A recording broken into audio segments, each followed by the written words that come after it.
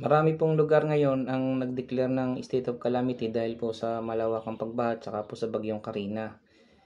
So yung mga pag-ibig member po na nakatira doon sa mga lugar na nag-declare ng state of calamity, pwede pong mag-avail ng calamity loan.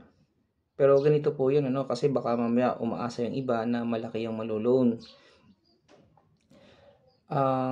Siguro po marinig din nyo sa mga news na mga pag-ibig member, pwede mag-avail ng calamity loan doon sa mga lugar na nag-declare ng state of calamity.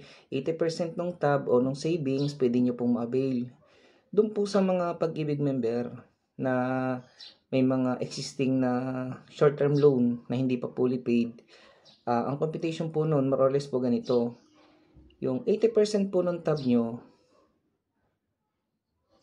kung magkano man po yun, ibabawas po doon yung remaining balance doon po sa existing loan nyo. Let's say, ganito for example, halimbawa po, ang total tab nyo is 50,000. So, 80% nung 50,000 is 40,000.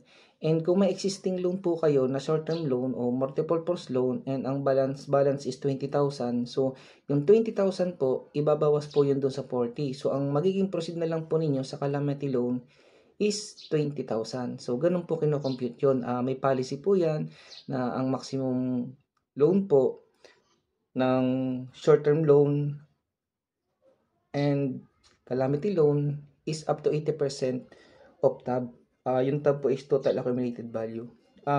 Yung tab po na yung sinasabi na yun po yung total ng contribution ng member, counterpart ng employer, and yung yearly dividends po na nadadagdag dun sa savings nyo. Yun po yun.